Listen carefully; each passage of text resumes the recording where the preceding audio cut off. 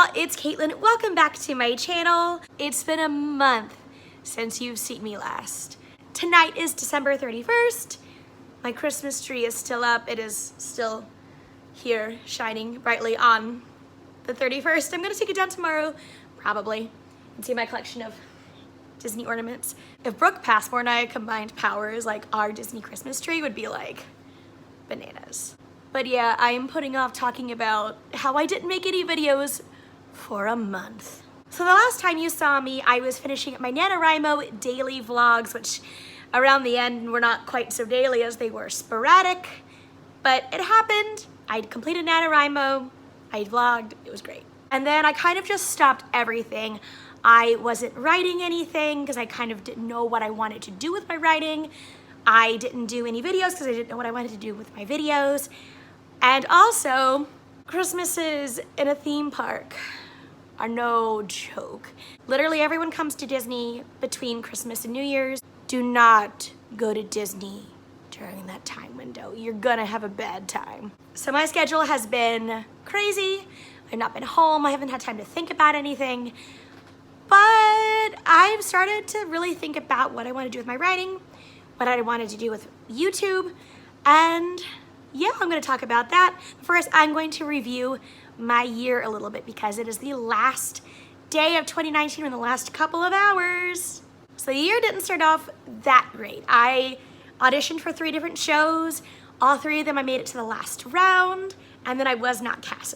All 3 of them, it literally came down between me and one other person, and all 3 of those shows, they went with another person, and I was devastated. But in February, I did the Disney Princess 5K with my little sister. I've done a couple of Disney races. She has never done one before. I've only done 5 and 10Ks. I'm not ready for a half. You're definitely not ready for a half. But Lindsay really loved the 5K, and we had a great time. My sister and I are really, really close. And we're planning on doing the Princess 10K in 2 months from now. So I also got to go to Dapper Day in the spring. I made a Cinderella-inspired dress and really loved it, although my sister, who was visiting again, she did a great like 1920s Meg Disney bound dress, and everyone's like, oh my god, you look amazing. They look at me and be like, are you Pegasus? And I'm sitting there, I'm like, blue gown and my silver shoes and the gold butterflies in my hair, and I'm like, sure, why not? So in the spring, I did a couple of shows. I costumed an Orlando Fringe production called Shakespeare's Terminator II. It is exactly what you think it is. It is Terminator 2 in Shakespearean language. So I did the costumes for that. I also costumed a production of A Chorus Line, which I've surprisingly never done before. That's a pretty like big name show, and I've never done it before. So not only did I costume it, but I was in it. I played a cut dancer, and I was only on stage for 11 minutes, but I got the solo.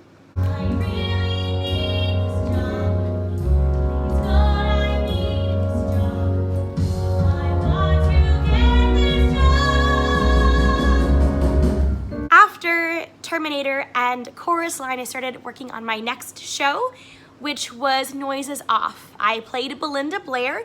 I actually have a video of my audition experience, kind of like vlogged my prep process and talked about the show and whatnot. So if you'd like to see that, it's there.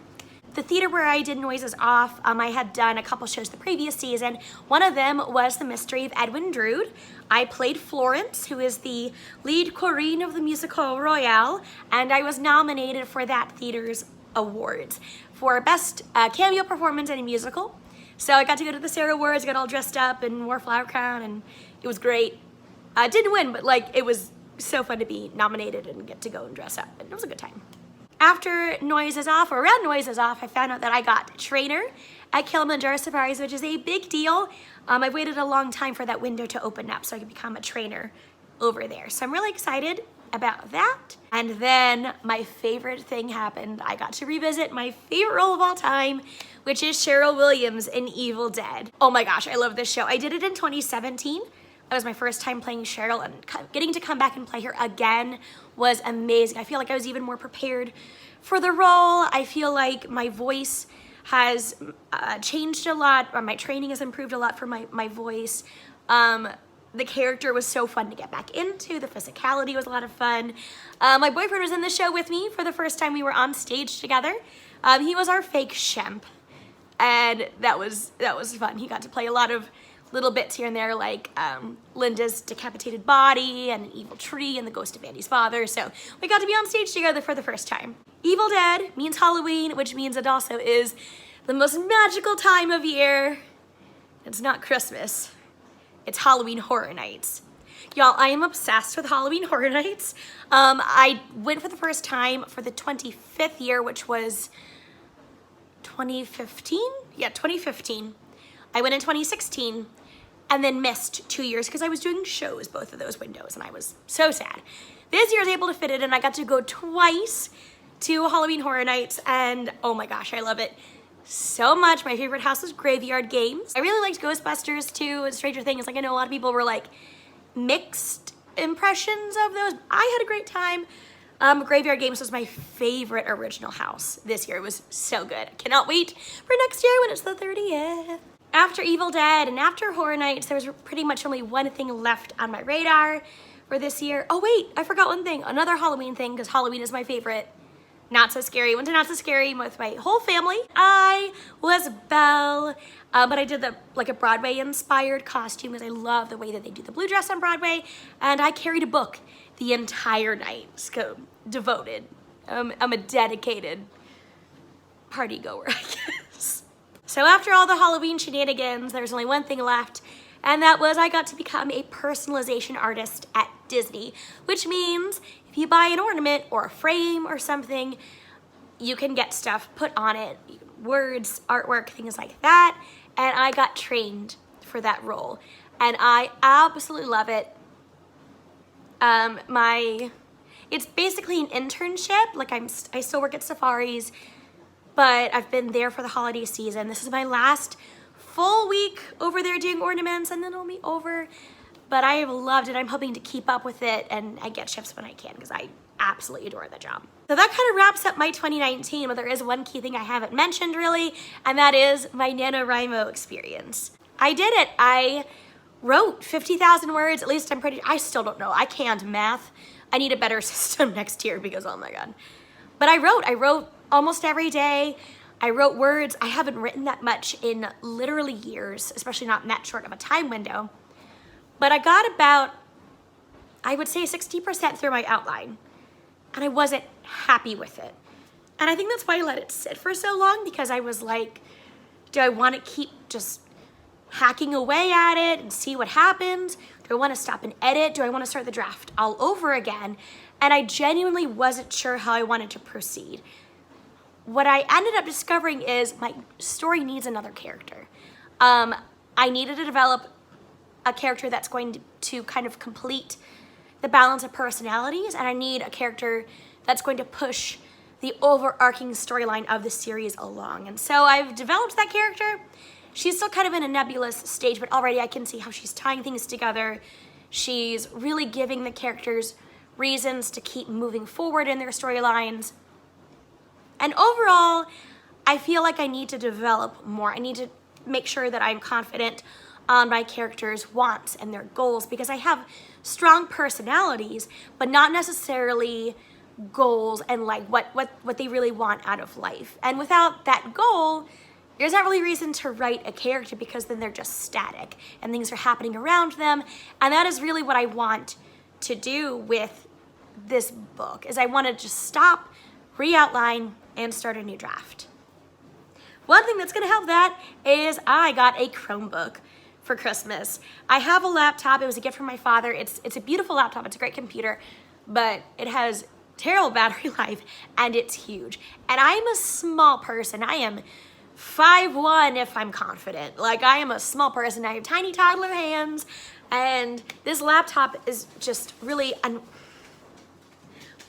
my boyfriend just came home with groceries and Hiccup was cutting in the bags because that's what he does. He's real cute though. I really want a small computer. I want something, oh my God, this cat. So I want something that is small and portable with a great battery life, and really all I need it for is internet and writing and YouTube. And I got a Chromebook. So I can already tell that it's making a difference in how I'm able to write. I've already started working on a new outline. This Chromebook, I've only charged it once since I got it. The battery life is that good. And I can just toss it in my work backpack. Spoiler alert, I'm already casting my first show for 2020. And I can just toss it in my rehearsal bag, so when I'm not working on my stuff, I can work on writing. And yeah, I think it's gonna make a big difference. So there we have it. That is my wrap up for my Nanowrimo 2019 experience and kind of an overview of how my 2019 went. I'm really glad to be back. I really like making YouTube videos. I really like engaging with y'all. There's some great friends I've met out there. So I'm really happy to be here, and I'm really excited to keep moving forward with YouTube and with writing and a lot of other cool stuff. So today is my Goodbye 2019 video. Tomorrow will be my Hello 2020 video. And I really want to talk to y'all about how I'm planning to move into the new year, what projects I'm working on. This cat really loves these groceries. I have a lot of cool things planned for 2020, some things I already know are happening. And I'd love to share that with all of y'all. And I'd love to, I don't know. I'm just happy to be here, happy you're here, and let's be friends. So I'm gonna sign off right now because it is New Year's Eve and I'm celebrating by eating a lot of appetizers and probably watching 30 Rock because, let's be real, it's the best TV show ever created. So thank you so much for watching. I would love it if you comment down below. Tell me the best thing to happen to you in 2019. I would love to hear it. Since I've been off YouTube for the past month, if I missed a video of yours that you really love me to see, please comment that down below. I'd love to check out your videos. Stay tuned, subscribe, like, comment, all that fun stuff.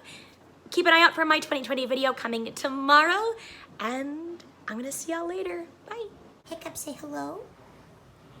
Are you going to say hello, or just sit here and be handsome? You can, okay.